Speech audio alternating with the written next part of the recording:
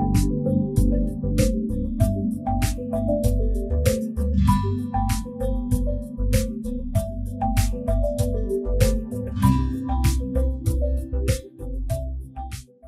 দর্শক, সবাইকে স্বাগত জানাচ্ছি। আমি নুসরাত রহমান। আজ প্রমিসেস জানতে চাইয়ের এই পর্বে কেমন আছেন সবাই? আমরা ভালো আছি। আর আজ এই পর্বেও আমরা মাদকাসক্তি নিয়ে আলাপ করব। মাদকাসক্তি আমরা জানি এটি একটি রোগ, এটি একটি সামাজিক ব্যাধির মতোই যদি বলা যায়। সেখানে এর যে চিকিৎসা সেটি একটি লম্বা প্রসেস এবং সেই প্রসেসের বিভিন্ন ধাপ রয়েছে।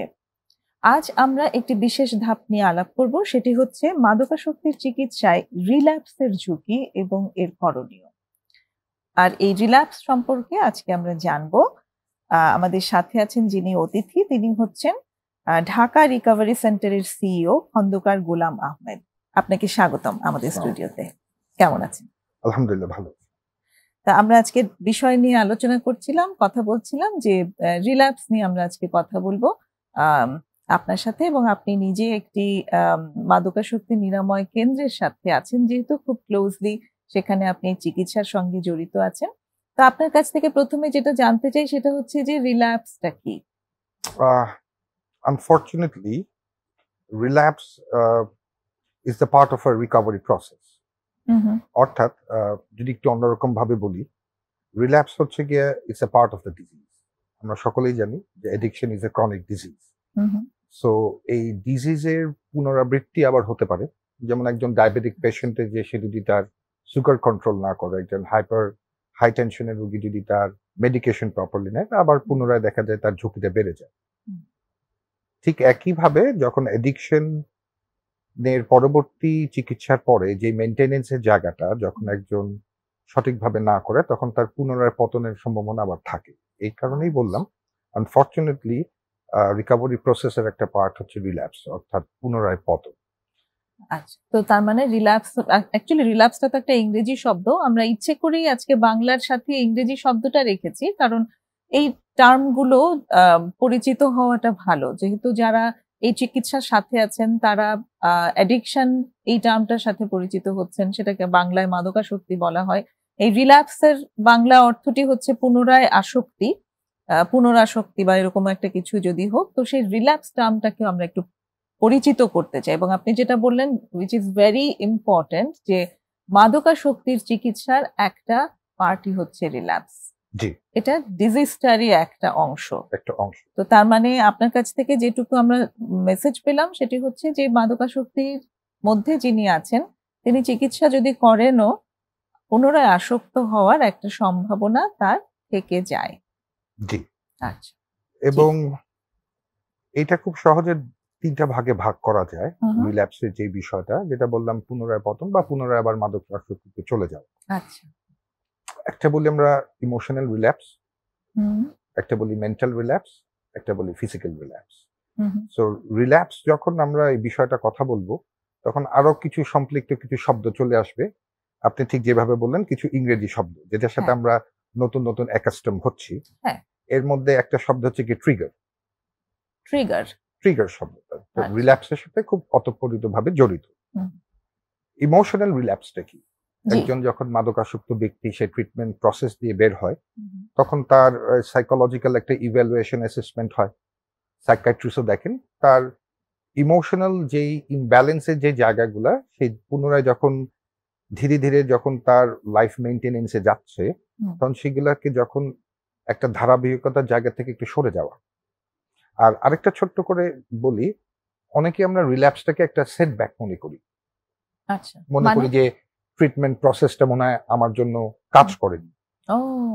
হ্যাঁ, অনেকে আমরা মনে করি যে একাধিকভাবে ও রিল্যাপস করেছে, সো এটা একটা ক্যারেক্টার ডিফেক্ট হতে পারে, বাট এটা কাজ করছে না, বা তা না, ট্রিটমেন্ট কাজ করছে না, এটা আমরা মানে এই কনক্লুশনটা আমরা ড্র করি, চলে আসি।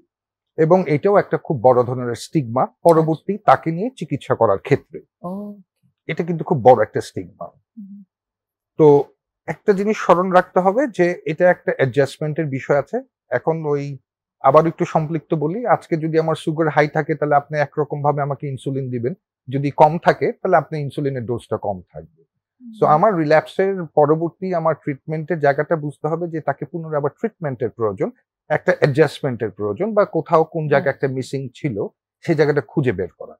So it is never a setback. So treatment প্রসেসটা কখনো একটা সেটব্যাক থাকে না, because it is a continuous process.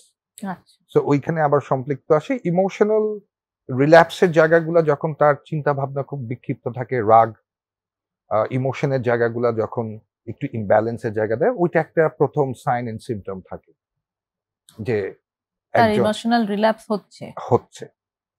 আর মানে তার ভিতরে যদি একটু ইমোশনাল ভালনারেবিলিটি দেখা যায়, একজন ব্যক্তি যিনি ট্রিটমেন্ট করেছেন, রিকভার্ড হিসেবে আছেন, কিন্তু তার ভেতরে সাডেনলি দেখছি যে সে একটু ইমোশনালি ভালনারেবল, রাগ দেখা যাচ্ছে বা তার ইমোশনকে সে ম্যানেজ করতে পারছে না, এটা একটা সাইন।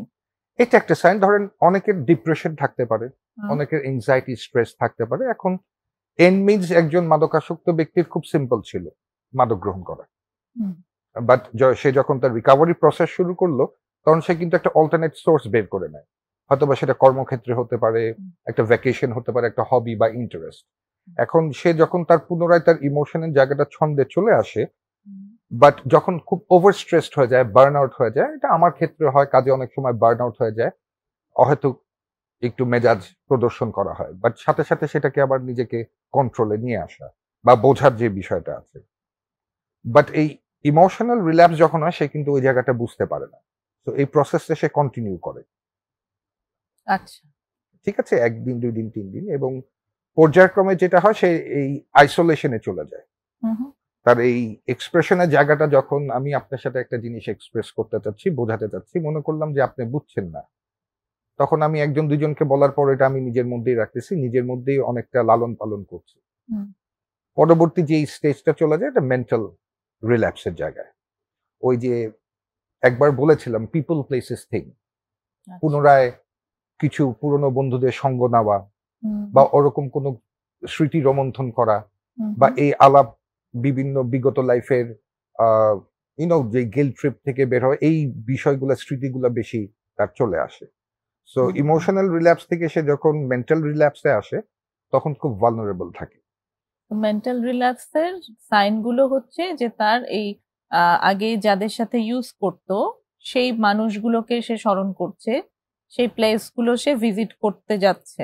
জি, যেরকম এরকম হতে পারে যে সে তো একটা সার্টেন লাইফস্টাইলের মধ্যে সীমাবদ্ধ আছে, নতুন করে তার কিছু অ্যাসোসিয়েশন হচ্ছে, সে ট্রিটমেন্ট প্রসেস থেকে বের হইলো, তার কিছু সাপোর্ট স্ট্রাকচার তৈরি হইলো, কিছু সাপোর্ট গ্রুপ তৈরি হইলো, কিছু 12 স্টেপ সাপোর্ট গ্রুপের তার একটা নতুন সঙ্গ হলো।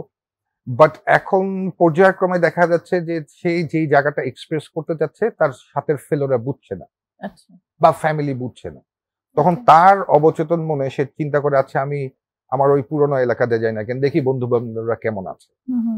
অনেকে হয়তো বা ইউজ করছে না। সো এই যে ইউ আর গোয়িং ব্যাক, আবার ওই অ্যাসোসিয়েশন গুলাতে যাওয়া, বা দেখা যায় পুরোনো প্লেস গুলাতে ভিজিট করা, বাট আপনার কোনো ক্রেভিং বা আর্জেস এর কারণে না। সো ইমোশনাল জায়গাটা তখনও কিন্তু কোনো আর্জেস, ক্রেভিং, থটটাও হয় না। বাট যখন মেন্টাল রিল্যাপসের জায়গা যায়, তখন মাঝে মধ্যে সেই স্মৃতিচারণ করা, সেই জায়গায় ভিজিট করা, বন্ধু বান্ধব অ্যাসোসিয়েশন, এখন তো আমি ভালো আছি, আচ্ছা এই উইকেন্ডে সবাইকে আমি দাওয়াত দিই। এই যে অনেক সময় কিন্তু এই ধরনের সিচুয়েশন গুলো ক্রিয়েট হয়। অ্যান্ড আলটিমেটলি যেটা বললাম, ফিজিক্যাল রিল্যাপস। সো আলটিমেটলি ওই অ্যাসোসিয়েশন থেকে যখন দূরে চলে আসবেন, আপনি যে মেইনটেনেন্সের জায়গায়, সেই জায়গা থেকে যখন আপনি একটু দূরে চলে আসবেন, তখন ফিজিক্যাল রিল্যাপসটা হচ্ছে কি আপনি তখন ইনটেক করে ফেলবেন। সো আমি ইমোশনালি তাদের, মানে মেন্টালি তাদের কথা, মানে স্মৃতিচারণ করছিলাম, তাদের জায়গাটা আমি ভিজিট করলাম, তাদেরকে কখনো বাড়িতেও ডাকলাম, এরপরে আমি ইউজ শুরু করলাম, দ্যাট ইজ ফিজিক্যাল রিল্যাপস। হ্যাঁ, তখন আর রিল্যাপসের জায়গাটা হচ্ছে কি, আমরা তো বলি পুনরায় পতন বা পুনরায় মাদকে যাওয়া। বিষয়টা হচ্ছে গিয়ে ওই মাদক গ্রহণ করাটাই মূল না, আপনার এই ওল্ড বিহেভিয়ার এন্ড প্যাটার্ন ফেরত আসাটা। তো এটাকে আমরা বলি ফুল ব্লোন অ্যাডিক্ট। আপনি যেই চারিত্রিক যে বিষয়টা ছিল যখন আপনি ফুল ব্লোন অ্যাডিক্টে ছিলেন, তো পুনরায় যখন আপনি ওই চরিত্রটাতে আবার চলে গেলেন, ঠিক ছবির মতো, তো তখনই আমরা বলি যে পূর্ণাঙ্গ রূপে সে ফুল ব্লোন অ্যাডিক্ট, আবার রিল্যাপসে চলে গেছে। সো এই জায়গা থেকে মোস্ট ইম্পর্টেন্ট থিং হচ্ছে গিয়ে এই জায়গাটাকে আইডেন্টিফাই করা। সো ট্রিটমেন্ট প্রসেসের পরে আমরা যখন রিল্যাপস নিয়ে কথা বলি, রিল্যাপস প্রিভেনশন প্ল্যান একটা থাকে, একটা স্ট্র্যাটেজি থাকে যে কিভাবে আমি আসলে আমার এই বিষয়টা আইডেন্টিফাই করব, আমার সাথে কারা কারা সাপোর্ট করবেন, এই বিষয়গুলো। আচ্ছা, অনেক ধন্যবাদ। একটা ছোট্ট বিরতির সময় হয়ে এসেছে। বিরতি নিয়ে এসে আবার রিল্যাপস প্রিভেনশন প্ল্যান নিয়ে কথা বলছি। দর্শক, একটা বিরতির সময় হলো, সঙ্গেই থাকবেন আশা করছি।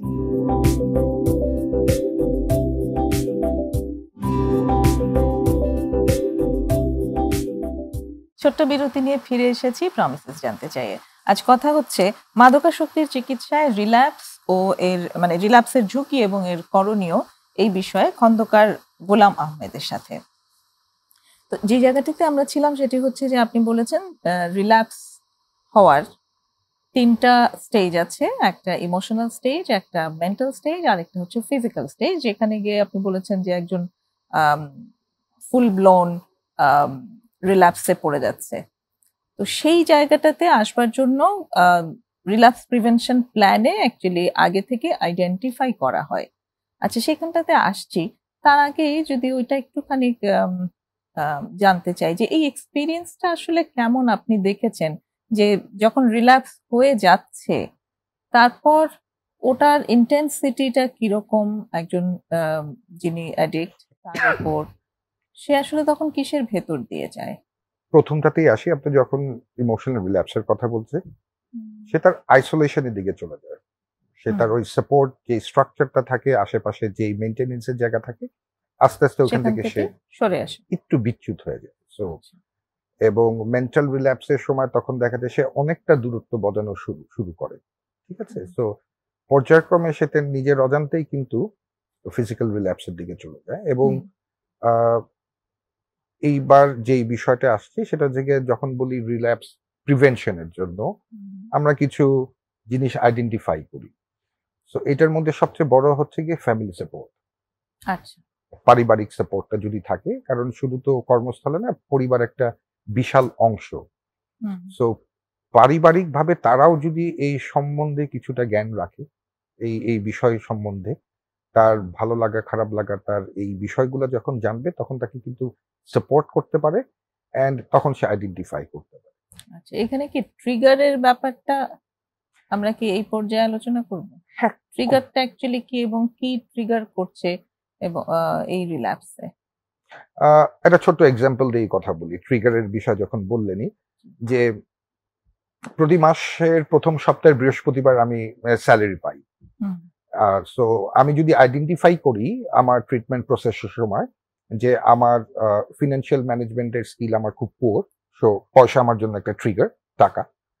আর যদি দেখি যে বৃহস্পতিবার উইকেন্ডে হলে আমার জন্য একটা সমস্যা, কিছু প্লেসেস আমি আগের থেকে নির্ণয় করে রাখি যে এই প্লেসগুলো অ্যাভয়েড করার জন্য বা এই লোকদেরকে অ্যাভয়েড করার জন্য।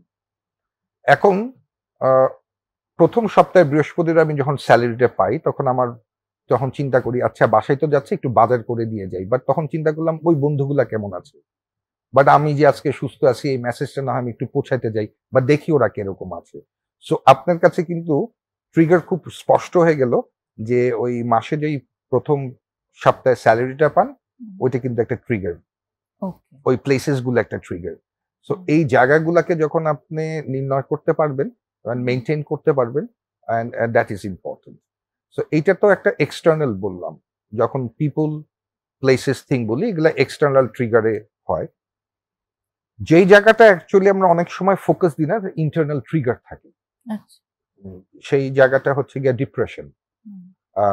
কারো রিয়েল টাইম ডিপ্রেশন থাকে, এংজাইটি থাকে, স্ট্রেস থাকে। সো এই দুই ধরনের ট্রিগারটাকেই আইডেন্টিফাই করা খুবই খুবই জরুরি এবং প্রতিনিয়ত একটা চেক আপ লিস্টের মতো করা। হ্যাঁ, সো এই চেক আপ লিস্টটা আপনার ট্রিটমেন্ট প্রসেসের পর একজনের খুব ম্যান্ডেটরি, এটা আমি ফিল করি ফ্রম মাই পার্সপেক্টিভ। জার্নালিং অনেক হেল্প করে। তো ওইখানে আপনার তার চিন্তা ভাবনা কথা বলার যে জায়গাটা, সে যখন বের হয়ে ইন্টারাকশন করবে সোসাইটির সাথে, ফ্যামিলির সাথে, তখন কিন্তু তার ইমোশনাল জায়গাগুলা আরো আস্তে আস্তে আনমাস্ক হয়, আনরিভিল হয়। সো আমার মনে হয় যে ওই থেরাপির জায়গাটা খুব important. So that is a very important aspect in the prevention plan. So নিজেকে এই ওয়ার্কআউটের কথা বলি, exercise, diet, yoga, meditation, and therapy. এই আর কি। And most importantly, support group, একটা নতুন অ্যাসোসিয়েশন করা, তাদের সাথে গ্রো আপ করা, যেই বিষয়টা কখনোই তার হয়নি, কনসিস্টেন্টলি কারোর সাথে সেই সম্পর্ক জায়গা কখনোই সে করতে পারেনি। সো এই সম্পর্ক উন্নয়নের জায়গাটা আমি মনে করি খুব beautiful place if you go to the support group. নিজেকে খুঁজে পাওয়া, অ্যাকচুয়ালি নিজেকে খুঁজে পাওয়াটা এখানে কিভাবে হয় এই সাপোর্ট গ্রুপে? এখানে ওই যে আমি একটু আগেই বললাম, আপনার 12 স্টেপ সাপোর্ট গ্রুপ থাকে, ওখানে সে তাদের নিজেদের হোপ, স্ট্রেংথ, এক্সপিরিয়েন্স শেয়ার করে। তো সেই জায়গা থেকে একে অপরকে হেল্প করে। সো এটা আমরা বলি যে one addict helping another, এটা therapeutic value is priceless. So apart from getting treatment and also getting help from another addict, এটা অনেক কাজে দেয়। সো এখানে রিল্যাপস প্রিভেনশন প্ল্যানের চ্যালেঞ্জ গুলো কি? স্টিগমাটাইজ সোসাইটি, আমরা ওই পুনরায় যেই জায়গাটা আমি পাই যে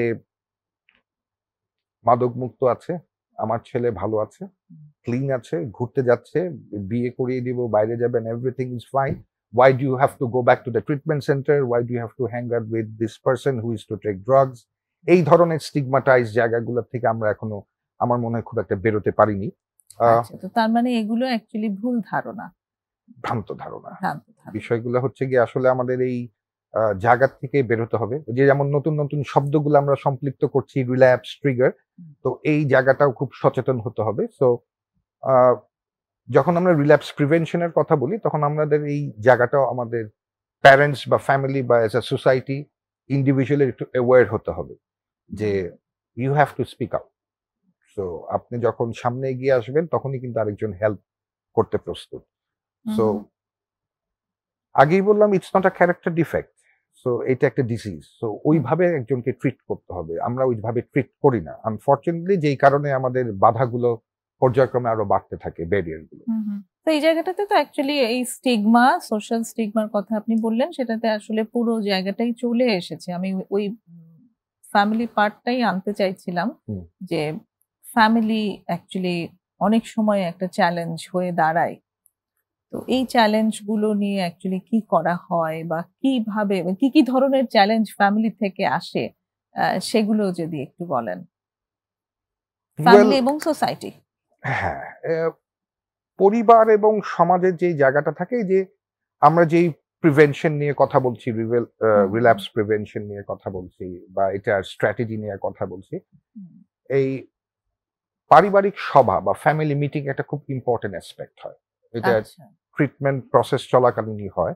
তো আপনি যখন একজন ইন্ডিভিজুয়াল ক্লায়েন্টকে যখন তার রিল্যাপস প্রিভেনশন নিয়ে লিখতে দিচ্ছেন, কোন কোন ট্রিগার বা কোন কোন বিষয় এবং কি কি পদক্ষেপ সে নিবে, এই বিষয়টাও কিন্তু ফ্যামিলিকে জ্ঞাতার্থ করা, অর্থাৎ পরবর্তী সময় তাদেরও কিছু ডুজ এন্ড ডোন্ট থাকে, সহযোগিতার জায়গাগুলো। কারণ অনেক সময় দেখা যায় যে তারাও অনেকটা কোঅ্যাডিক্ট নেচার চলে আসে, তাদের মধ্যেও ওই প্যাসিভ অ্যাগ্রেসিভ মুড চলে আসে রাদার দেন বিং অ্যাসার্টিভ।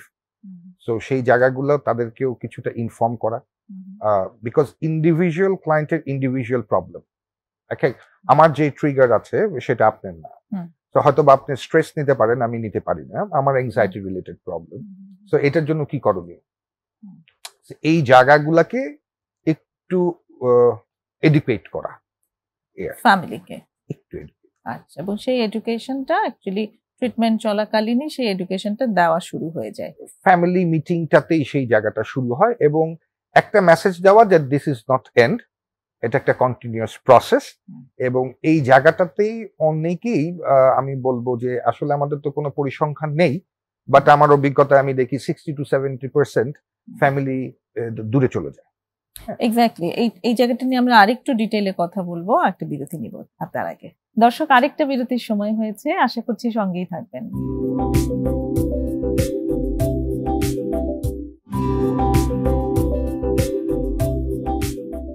ছোট্ট বিরতি নিয়ে আবারও ফিরে এসেছি প্রমিসেস জানতে চাই। আজ কথা হচ্ছে খন্দকার গোলাম আহমেদের সাথে মাদকাসক্তির চিকিৎসায় রিল্যাপসের ঝুঁকি এবং করণীয়, এই বিষয়ের উপর একটু। যদি এইভাবে আমরা স্টার্ট করি যে এই যে ফ্যামিলির জায়গাটাতে কিন্তু মানে তাদের অ্যাকচুয়ালি অনেক ট্রমা থাকে একজন অ্যাডিক্টকে নিয়ে। তো এই অ্যাডিকশনের যে ট্রিটমেন্ট, এখানে যখন আমরা আজকে যে রিল্যাক্স নিয়ে কথা বলছি, এই রিল্যাক্স কিন্তু তাদের কাছে একটা ভীষণ ফিয়ারের জায়গা এবং এটা একটা ট্রমা তাদের জন্য। আমি এমন অভিভাবকদের পাই যারা এটাই জানতে চায় যে কতটুক শিওর এই ট্রিটমেন্টের পরে কতটুকু শিওরলি সে ফিরবে, সুস্থ হবে কিনা। আপনার কথার সাথে সম্পৃক্ত করেই বলি, বেশ কিছুদিন আগেই একটা ফ্যামিলি মিটিং এ একজন প্যারেন্টসকে আমি কিছু কথা বলতে বলছিলাম। তো একাধিকবারই তার সন্তান রিল্যাপসের সম্মুখীন হয়েছে, ট্রিটমেন্ট সেন্টারে যাচ্ছে। তো ওখানে সবার সামনে আমাকে প্রশ্ন করলো যে আর কত, আর কত, মানে she is tired and everything. তো তার সাথে আমি বসলাম, তার সাথে বসার পর আমি কথা বললাম। আমি কিছুক্ষণ আগে একটা কথা বলছিলাম যে একজন পার্সন হু ইজ অ্যাডিক্ট, তার সাথে যেই এডিকটিভ বিহেভিয়ার প্যাটার্ন আছে, ফ্যামিলির সাথে যখন লং টার্ম স্টে হয় তারাও কিন্তু কো অ্যাডিক্ট হয়ে যায়। শব্দটা এটাও মনে হয় একটা নতুন শব্দ, কো অ্যাডিক্ট। কিন্তু আমরা বলবো এই শব্দগুলো, কারণ এই শব্দগুলো পরিচিত হওয়ার প্রয়োজন আছে। ধন্যবাদ। সো ওই তার অজান্তেই তার কিছু অ্যাডিকটিভ প্যাটার্ন বিহেভিয়ারের সাথে সে সম্পৃক্ত হয় এবং সেও কিন্তু ওই একই আচরণ, এই ব্যবহার কিন্তু করেন, উনি কিন্তু বুঝেন। একজন অ্যাডিক্টকে যতটা বোঝানো সহজ, কারণ সে তো অলরেডি মাদকাসক্ত, তার বিভিন্ন জায়গা থেকে ফিজিক্যালি বলেন, মেন্টালি, ইমোশনালি সে ডাউন, তাকে আপনি হয়তো বা বলতে পারবেন এই কারণে তোমার এই কাজ হচ্ছে। বাট একজন পরিবারের যে লোক, সে তো ওই ডিনায়ালে থাকে, এটা হচ্ছে গিয়ে বড় জিনিস। সে তো বলে আমার তো সমাধানের সমস্যা তো ওর, বাট কিছু কিছু আচরণ তারা কিন্তু এখান থেকে পিক আপ করে। তো একটা ছেলে বা একটা মেয়ে যখন ট্রিটমেন্ট থেকে পরবর্তীতে তার ফ্যামিলিতে আসে, রিইন্টিগ্রেট করে, তার পরিবর্তনের জায়গাটা যত না আমরা দেখি, ফ্যামিলি কিন্তু তাকে দেখেছে ওই ডে ওয়ানে। যেদিনকে হয়তোবা সেই ট্রিটমেন্ট সেন্টারে গিয়েছে তার আগের দিন হয়তোবা প্রচন্ড নেশা করে বাসায় ঘুমছিল। সো এই ধরেন এই প্রসেসে এই নতুন ভার্জনের ছেলেকে সে কোনো দেখেনি। সো খুব স্বাভাবিকভাবে যখন 7টা থেকে 8টার দিকে উঠে, ঘুম থেকে ওঠার সময় যদি একজন প্যারেন্টস বলে আগের মতো শুরু করছে, এই যে একটা কথা, বা রাত্রে আসলো, ঢাকা সিটি আপনি জানেন খুবই ক্রাউডি, রাত 9টার দিকে আসলো, চোখ খুব লাল, কি ব্যাপার চোখ লাল কেন, তুমি মনে হয় পুনরায় আবার কোনো কিছু শুরু করছো। নিজেই হয়তোবা নিজের অবচেতন মনে পয়সা খরচ করে ফেলছে, এই আমার ব্যাগে পয়সা ছিল কোথায়। এই যে ছোট ছোট বিষয়গুলো আছে, এই জায়গাগুলোও তাদেরকে একটু পরিচয় করিয়ে দেওয়া, যে আগের বিষয়গুলাকে নিয়ে একটু চিন্তা করা, কথা বলার আগে। অনেক সময় এটাও কিন্তু একটা ট্রিগার, এক্সটার্নাল ট্রিগার, একটু আগে বলছিলাম। সো এই ফ্যামিলি মিটিং এ অনেক সময় তাদেরকে বলি যে হয়তো কোনো সন্দেহ করবেন না, তার সাথে কথা বলেন, বসে কথা বলেন, and that's what we call assertive. ঠিক না? অনেক সময় খেতে খেতে কথা বলছি, যাওয়ার সময় পিছে দেখে কথা বলছি, এই যে ছোট ছোট বিষয়গুলা, এটা কিন্তু অ্যাডিকটিভ প্যাটার্নের মধ্যে ছিল। সো তারাও কিন্তু তার কাছ থেকে ছোট ছোট এগুলো কিন্তু পিক আপ করেছে। So re-educating the family again and to make them understand যে আর কত যে আপনি বললেন, ইউ হ্যাভ টু আন্ডারস্ট্যান্ড আপনার এই ছেলেকে, তখন আমি একটা প্রশ্ন করছিলাম, যখন নিয়ে যাবেন বা আপনি কবে আসবেন? হ্যাঁ, ও সমস্যা পড়লে আসবো, বা ও যদি কোনো কিছু করে। আমি তার আগে কিন্তু আপনি ফোন করছেন না বা খবর নিচ্ছেন। আপনার হচ্ছে গিয়ে প্রত্যেকটা জিনিস প্রোগ্রেসকে, পেরিমিটার থাকে, একটা মাপকাঠি থাকে, সেই জায়গাটা প্রোগ্রেসকে করার। সো আমি বলবো তাহলে আপনিও, you are also a part of it. আপনিও পরোক্ষ বা প্রত্যক্ষভাবে you are helping your son to come back to the treatment process again. সেই বিষয়টা খুব স্বাভাবিকভাবে নিতে পারেনি। তখন আমি বোঝাতে চাইলাম বিষয় এটাই যে পরবর্তীতে ফ্যামিলি মিটিং এর প্রসেসটা কন্টিনিউয়াস প্রসেস, তাকে নিয়ে আসতে হবে, তার আসতে হবে, তার থেরাপি সেশনটা কনক্লুড করতে হবে। অসমাপ্ত কোনো কিছুই কিন্তু হয় না। তো একটা সমাপ্তি লাগে, এবং সমাপ্তিটা আসলে কিন্তু খুব অল্প সময়ে না। এই যে বললাম continuous process, it's a continuous process. তো অনেকেই বলতে পারে যে কতদিন। এখন আমি তো ডক্টর না, যে জ্বর আছে অ্যান্টিবায়োটিক দিয়ে বললাম, অ্যান্টিবায়োটিক 5 দিন দিলেই যে আপনার 5 দিনের মাথায় জ্বর শেষ হয়ে যায় তা না, বাট ওটা তো একটা কোর্স আছে, হয়তো বা 6ষ্ঠ বা 7ম দিনে আপনার জ্বর চলে গিয়েছে। তো আমাদের ওই we have to stick up with the plan. আমরা ওই প্রিভেনশন স্ট্র্যাটেজি প্ল্যান আইডিয়া যত বলি না কেন we have to stick up with it. ওইটা যখন আমরা একটা চলমান প্রক্রিয়ার মধ্যে রাখবো এটার ফল রেজাল্ট ভালো হবে এই আর কি। তো এখানটাতে অ্যাকচুয়ালি অভিভাবকদের খুব ওই জায়গাগুলো থাকে যে এই ট্রিটমেন্টটা খুব দীর্ঘমেয়াদী এবং যথেষ্ট এক্সপেন্সিভ, সেই জায়গাটিও তাদের আসলে কনসিডারেশনে থাকে। তারা যে ভয়টা এখানে পান যে আবার রিল্যাপস হবে কিনা, তারা যে শিওরিটি চান, সেখানে কিন্তু তারা একেবারে ভুল সেটাও বলা যাবে না, but this is part of process, সেটাও তাদেরকে সেটা অবশ্যই, সেটা অবশ্যই। এখন আপনার এই প্রোগ্রামে আসতে যে রাস্তা ক্রস করতে যায় যদি আমার অ্যাক্সিডেন্ট হয়, আমি পরবর্তীতে কি আমন্ত্রণ করলে আসবো না? ওই ভয়তেই কি আমি বাসায় বসে থাকবো যে আবার যদি যাই আবার পুনরায় এই ঘটনা ঘটতে পারে? তো এই আশঙ্কা ফিয়ারও কিন্তু এক ধরনের ট্রমা। তো এই ট্রমাটা থেকে আসলে তাদের বের হতে হবে, অ্যাড্রেস করতে হবে কিভাবে এটার সাথে আমি কোপ আপ করবো। সো খুবই লাইফকে দেখতে হবে খুবই সিম্পল ভাবে। এটা আসলে কঠিন, এই যে লাইফকে খুব সিম্পল ভাবে আমরা দেখতে পারি না, লাইফকে আমরা জটিল করি সেটা ঠিক, কিন্তু যত সহজে আমরা বলে ফেলি যে লাইফকে সিম্পল, লাইফটা সিম্পল বা সিম্পলি দেখলেই হয়, ওইভাবে আসলে তো আমরা গ্রুম আপ হই না, সেজন্য অনেক কঠিনই লাগে এবং তাদের জন্য সত্যিই কঠিন। এবং আমাদের কতটা সহমর্মিতা তাদের প্রতি আছে, সেই পরিবারগুলোর প্রতি যারা একজন অ্যাডিক্টকে চিকিৎসা দিচ্ছেন, ততটা সহমর্মিতা দিয়েই আমরা আসলে আজও সেই জায়গাটা থেকে আমরা কথা বলতে চাই। কারণ এটা সত্যিই কঠিন, এটা একদমই সহজ নয়। যিনি একজন মানসিকভাবে অসুস্থ মানুষ এবং বারবার তাকে যে সেন্টারে দিতে হয়, সেটাতে কিন্তু শুধু যে ফাইন্যান্সিয়াল প্রবলেমের ভেতর দিয়ে যান বা চাপের ভেতর দিয়ে যান তা না, পরিবারও কিন্তু মানসিকভাবে তাদেরকে মিস করেন এবং সেই জায়গাগুলোও থাকে, সেই স্ট্রাগলটা তাদেরও আছে, দুপক্ষেরই থাকে। আচ্ছা, তো যেখানটাতে ছিলাম আমরা সেটি হচ্ছে রিল্যাপস প্রিভেনশন প্ল্যান এবং সেটার যে চ্যালেঞ্জেস সেগুলো আপনি বললেন। তো এখানে একজন মানুষ এই যে রিল্যাপস যে হচ্ছে, ওই প্রথম প্রশ্নটা মাঝে করেছিলাম প্রশ্নটা, যে যার বারবার রিল্যাপস হয় সে আসলে মানসিকভাবে কেমন থাকে, এই রিল্যাপস ব্যাপারটাকে সে কিভাবে নেয় এবং কিভাবে দেখে? প্রশ্নটা যত সহজ উত্তরটা ততটা না। ঠিক যেরকম বলছিলাম যে লাইফ ইজ সিম্পল, বাট এতটা সিম্পল না। তো প্রশ্নটার বিষয়টার উত্তরটা আজও আমি খুঁজি। আপনি যখন বলেন, আমি বলছিলেন, আমি চিন্তা করছিলাম যে একজন ক্লায়েন্ট যখন বারবার আসে তার এই মেন্টাল যে প্রেশার এক্সারশন হয় অনেক টায়ারসাম, বাট চেষ্টা চালা যেতে হবে। সো এই বিষয়টা হচ্ছে কি সবচেয়ে ইম্পর্টেন্ট। তা আমি অনেক অভিভাবককে দেখেছি, একবার না একাধিকবার সেই চেষ্টাতেই আছে এবং এখনো তারা ওই আশে আছেন কোনো না কোনো একদিন তাদের সন্তানের সেই জায়গা আবার পুনর্স্থাপন করবে। প্রচন্ড ক্লান্ত হয়ে যায় তারা এবং তাদের ভেতরেও কিন্তু ওই যে চেষ্টা বারবার করে করছে, উঠে দাঁড়িয়েছি আবার পড়ে গেছি, এই উঠে দাঁড়ানোর জন্য যে এফর্ট খরচ করেছে সে, তারপর পড়ে যাওয়ার পরে যে সেলফ এস্টিমটা ভেঙে গেছে, সেই জায়গাগুলো বেশিরভাগ সময় খুব ইগনোর থাকে। আমরা কি ওই জায়গাগুলোকে অ্যাড্রেস করতে পারি না।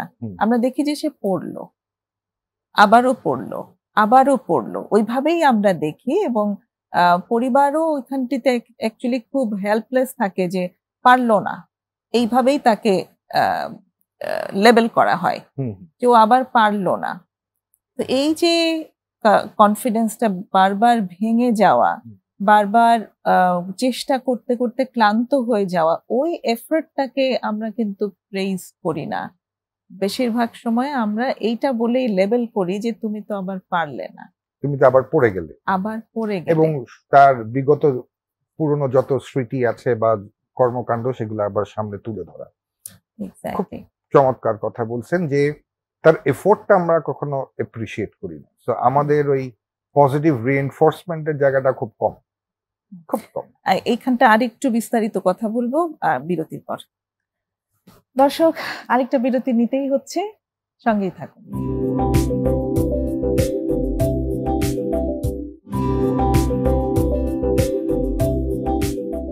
প্রিয় দর্শক, আবারও ফিরে এসেছি প্রমিসেস জানতে চাইয়ে। আজ কথা হচ্ছে মাদকাসক্তির চিকিৎসায় রিল্যাপসের ঝুঁকি এবং এর করণীয় নিয়ে খন্দকার গোলাপ আহমেদের সাথে। যেখানটিতে ছিলাম অ্যাকচুয়ালি, যে এই যে বারবার রিল্যাপস হয় এবং সেই রিল্যাপসের পর যিনি রিল্যাপস করছেন তার যে কনফিডেন্সটা ভেঙে যায়, সেখানটিতে আমাদের খুব প্রয়োজন পজিটিভ রিইনফোর্সমেন্ট দেওয়া, তাকে অ্যাপ্রিসিয়েট করা যে সে যে চেষ্টা করছিল, সেই অ্যাপ্রিসিয়েশনের জায়গাটাতে অ্যাকচুয়ালি বেশিরভাগ ক্ষেত্রে আমরা ওই পারফরমেন্সটা করতে পারি না, এবং ফ্যামিলি ভীষণভাবে এটা নিয়ে হতাশ হয়ে যায়। এবং আমরা খুব অল্প কিছু পরিবারকে দেখি যারা আশা নিয়ে আসে যে এবার নিশ্চয়ই আবার ভালো হবে। বেশিরভাগদেরকে আমরা প্রচন্ড হতাশ ভাবে পাই, যে হতাশ হয়ে তারা তাদের সন্তানকে আবার নিয়ে এসেছে, যে আর কোনো উপায় দেখছি না, আবার ঠিক করে দেন। খুব ভালো বলেছেন যে আবার ঠিক করে দেন। হ্যাঁ, মানুষের মন যদি এরকম করা যেত, সর্বপ্রথম আমি থাকতাম যাওয়ার জন্য। তো যে বিষয়টা বলছিলেন যে এই পরিবারের যেই হতাশার জায়গাগুলো বলছেন, আবার নিয়ে আসার কথা, পজিটিভ রিইনফোর্সমেন্ট বলি, and that is a very important aspect. প্রত্যেকটা ছোট জায়গা থেকেই দেখেন, I am not talking about a person who is in recovery বা অ্যাডিক্টিভ বলি না, আমাদের সামাজিকভাবেও আমরা ছোটবেলা থেকেও কিন্তু এই পজিটিভ রিইনফোর্সমেন্টটা দিই না। এটা কিন্তু খুব ইম্পর্টেন্ট অ্যাসপেক্ট। তো আপনি যদি একটু আমাদের সমাজের বিষয়টাও যদি খেয়াল করে দেখেন, যে প্রতিটা জিনিসে যে শব্দটা প্রথম বলি সেটা হচ্ছে না, না এটা করা যাবে না, না সন্ধ্যায় বের হওয়া যাবে না, না কেন না সেটা কোনো কিন্তু আমরা এক্সপ্লেনেশনে যাই না, অনেকটা না তো না, অর্ডার ইজ অর্ডার। হ্যাঁ। সো বিষয়গুলো হচ্ছে গিয়ে আপনার ওকে তো শেখাতে হবে। একটা ছোট্ট শিশুকে যেরকম শেখান, একটা রিওয়ার্ড সার্কিট থাকে যে তুমি যদি এই কাজটা করো তাহলে এই রিওয়ার্ডটা তুমি পাবে। সো যখন আপনার একজন অ্যাডিক্ট তার রিকভারিং স্টেজে যখন যায়, তার ছোট ছোট যেই মাইলস্টোন গুলা যায়, তখন তাকে অ্যাপ্রিসিয়েট করা এবং তার সামনে একটা ছোট্ট গোল আবার পুনরায় ধরা। নাহলে তার ড্রাইভটা কোত্থেকে আসবে যে আমি আজকের দিনে সুস্থ আছি, আগামীকালকে থাকবো বা এই কাজটা করব, ওই ড্রাইভটা তার থাকে না, সে যদি পজিটিভ রিইনফোর্সমেন্ট না পায়। সো এই মাই বা এই বাবাই, এই পরিবারই যখন আসে আর বলে ঠিক করে দেন, তাহলে আমার প্রথম জিনিস থাকে যে সে কোনো যন্ত্র না, যে সে নষ্ট হয়ে গেছে, তাকে ঠিক করতে হবে। আগে আপনার এই শব্দ চয়নগুলো ঠিক করেন। এই কারণে আমরা নতুন নতুন শব্দ যেগুলো বলছি, রিল্যাপস, ট্রিগার, কোঅ্যাডিক্ট, সো কিছু স্টিগমাটাইজ শব্দ আছে, সেইগুলো সম্বন্ধে আমাদের খুব নলেজেবল হতে হবে এবং পুনরায় যেন আমরা আমাদের সন্তানদেরকে ওই বিষয় যেন না বলি। ঠিক আছে? সো আমার আবার একটু ফেরত আসি, ওই প্রিভেনশন প্ল্যান স্ট্র্যাটেজির মধ্যে একটা ফ্যামিলিকে যখন আপনি সম্পৃক্ত করবেন, তখন এটার কার্য মানে এটা এনহ্যান্স। আচ্ছা আচ্ছা। সো ইফেক্টিভিটি বেড়ে যায়, এফেক্টিভিটি বাড়বে। আর যেটা বলে আমরা শুরু করছিলাম, unfortunately relapse is the part, is the process, recovery প্রসেসের একটা পার্ট। সো এটাও আপনার মাথায় রাখতে হবে যে এখানে একটু হোঁচট হতেই পারে, বাট সেইটা কোনো সেটব্যাক না। তার হাতটা ধরা, তাকে বোঝার ওই জায়গায়। বাট এই সেটব্যাক যখন হয়, তখন সাথে সাথে আমরা ওই ঠিক একজন অ্যাডিক্ট যেমন একটা ব্লেম প্রজেকশন করা শুরু করে যে আজকে আমি তোমাদের কারণে আবার এই কাজ করছি, এই মাদক গ্রহণ করছি বা ওই সঙ্গ আবার গিয়েছি, ঠিক একই রকম ভাবে আবার পরিবারও এই প্রজেকশন করে, তুমি এই ধরনের কাজ করে দিয়েছে, আমরা এই ড্রাস্টিক মেশর নিয়েছি। সো ওই ব্লেমিং গেমটা কিন্তু আবার স্টার্ট হয়ে যায়, ওই প্রজেকশনের জায়গাগুলো কিন্তু আবার পুনরায় শুরু হয়ে যায়। সো আমাদের যেই জায়গাটা মাঝখানে একটু যদি অ্যাড করি, আমি প্রশ্নটা ছুড়ে দিয়ে যাই যে রিল্যাপস তো থাকছেই, রিল্যাপস হচ্ছে পার্ট অফ দ্য প্রসেস। তো রিল্যাপস যদি হয়েই যায়, কখন আমি আবার মানে হেল্প সিক করব? That's important. হ্যাঁ, ওই জায়গাটা খুব ইম্পর্টেন্ট। আপনি যখন হেল্প সিক করবেন তখন ইট বিকামস ইজি, খুব সহজ। আমি ইমিডিয়েটলি আমার হেল্প সিক করাটা ইম্পর্টেন্ট, খুব ইম্পর্টেন্ট। হ্যাঁ, তখন দেখা যাচ্ছে যে আপনি যখনই আইডেন্টিফাই করতে পারবেন, আপনার জন্য বেটার। যেমন stitch in time save 100, so কাপড়টা একটু ছিঁড়ে গেছে, রিফু করলে কিন্তু ঠিক আছে। ওটাকে যতদিন আপনি লিঙ্গার করবেন আজকাল, দেখবেন যে 2-4 দিন পর ওটা আপনি আর ব্যবহারই করতে পারছেন না। So whenever a person relapse, সে যদি হেল্প সিক করে বা তাকে যদি তার সাথে যাওয়া হয়, কথাবার্তা হয়, তার ওই অ্যাডজাস্টমেন্ট হওয়াটা তত ইজি হয়। এখানটাতে একটা ভয় খুব কাজ করে, যার রিল্যাপস হয়েছে, যে আমাকে তো আবার ভর্তি করে দেবে রিহাবে। স্বাভাবিক। এবং সেই ভয়ে তারা কারোর সাথে শেয়ার করতে চায় না যে আমি রিল্যাপস করেছি। কিন্তু এট দ্য সেম টাইম এটা আমার অবজারভেশন, নট নেসেসারিলি এটা অবজেক্টিভলি, যে তারা ওইটা ফিয়ার থেকে যেমন করতে চায় না, অনেক সময় they enjoy doing it. So এই জায়গাটা বোঝাও কিন্তু খুব দায়। So a person who is taking it, এটা আপনি কিভাবে বুঝবেন সে ইন্টেনশনালি করছে না আনইনটেনশনালি? এক্স্যাক্টলি। সো ওই ফিয়ার থেকে যখন আপনি কথাটা বললেন, তখন ওই ফিয়ারটাই হচ্ছে গিয়ে সবচেয়ে বড় কথা। সো তাহলে বুঝতে হবে যে আমার ওই পার্ট অফ দ্য লেসনের মধ্যে ফিয়ারটা ছিল না। ওকে। সো ওই জায়গাটাতে আমার তখন নেক্সট আইডেন্টিফাই করে কাজ করতে হবে। সো এই কারণেই বললাম যে অনেকের একাধিকবার রিল্যাপস করে ঠিকই। সো প্রতিবার যখন করে তার 100% সদিচ্ছা থাকে ফেরত আসার জন্য। সেটা ট্রিটমেন্ট প্রসেসে পুনরায় আসুক আর না আসুক। কারণ there is very few people যারা ট্রিটমেন্টের আয়াতে আসে। সবাই, এটা আপনি একটু আগেই বলেছেন, ইটস এ ভেরি এক্সপেন্সিভ। সবাই কিন্তু এটা এফোর্ড করতে পারে না। আবার যখন রিল্যাপস করে আবার পুনরায় ট্রিটমেন্টে আসা, সব দিক থেকে মেন্টাল এক্সারশন বলেন বা ফিজিক্যালি বলেন বা মনিটরি বলেন, এটা কিন্তু একটা খুব বড় এফোর্ট হয়। সো সেই জায়গা থেকে হেল্প সিকটা is very important. So family should come up front, যেই জায়গায় সে তাকে অভয় দিতে পারে যে না, সাহায্যটা কিভাবে এখন নেওয়া যায়, সাহায্যটা কিভাবে নেওয়া যায়। এক্স্যাক্টলি। কারণ যিনি অ্যাডিক্ট, তার মনে ওই ভয়টাই শুধু থাকে যে আবার ভর্তি করিয়ে যদি দেয় তাহলে সেই আবার অনেকটা সময়, কিন্তু এর বাইরেও সাহায্য হতে পারে। অনেক অপশনস আছে। সো আমরা আমাদের ওই যে বললাম যে আমরা ওই কিছু সংকীর্ণ বিষয় আমরা আটকে থাকি আসলে। সো আমাদের অনেক বিষয় আছে সামাজিকভাবে, যেই জায়গাগুলোকে অ্যাড্রেস করে আসলেই প্রয়োজন, সেই জায়গাগুলোকে কাজ করা এবং একজনকে হেল্প করা তার পরবর্তী রিকভারিটা এনহ্যান্স করার জন্য। তো তার মানে মেসেজটা এটা আমরা দিতে চাই যে কারো যদি রিল্যাপস হয়েই যায়, তিনি যত ইমিডিয়েটলি সেটা রিপোর্ট করবেন, তত তাড়াতাড়ি তার পক্ষে সেখান থেকে ফেরত আসা সম্ভব। জি। এটা যত বেশি দেরিতে তিনি স্বীকার করবেন, অ্যাডমিট করবেন এবং যত বেশি দেরিতে হেল্প সিক করতে যাবেন, তত বেশি তার সেখান থেকে ফিরে আসবার সম্ভাবনা, মানে সময় এবং এফোর্ট তত বেশি তার আসলে পরে খরচ হবে। এই মেসেজটাই ওই প্রিভেনশন প্ল্যানেই থাকা উচিত। Exactly, that's true. কিন্তু তারপরে যখন রিল্যাপস হয়ে যায়, তখন রিল্যাপস হওয়ার পরে অ্যাকচুয়ালি ওই যে ভয়, ওই যে হেল্পলেসনেস, ওই যে অপরাধবোধ, সেই সব কিছুতে এমন ভাবে জড়িয়ে পেঁচিয়ে যান যে সেখান থেকে তারা বের হতে পারেন না। তো আমাদের মেসেজ দেওয়ার ওটাই যে ভয় না পেয়ে বরং কথা বললেই ভালো। আবার ভর্তি হয়ে যেতে হবে সেটা নাও হতে পারে, হয়তো বাড়ি বসেই ট্রিটমেন্ট হতে পারে, আবার হয়তো কিছু মিটিংস অ্যাটেন্ড করে সেখান থেকেই ট্রিটমেন্ট হতে পারে। যে কোনো ভাবে হয়তো ফ্যামিলি তাকে সেই মুহূর্তে হেল্প করতে পারলো সেই ট্রিটমেন্ট প্রসেসে। তো এরকম অনেক অপশন আছে, রাইট? অনেক অপশনস আছে। সো লিমিটেড অপশন না, এখন খুব প্রোগ্রেসিভ আমরা আছি। তো সেই জায়গাগুলোকে একটু হেল্প সিক করা, একটু জানা। অনেক ধন্যবাদ। আজকে আমরা মনে হয় রিল্যাপস প্রিভেনশন নিয়ে চমৎকার এবং খুব দীর্ঘ আলোচনা করলাম, অনেক ইনফরমেটিভ। আশা করি দর্শকদেরও উপকার হয়েছে। আশা করছি আপনাকে আমরা আবারও পাবো। আজকের জন্য ধন্যবাদ।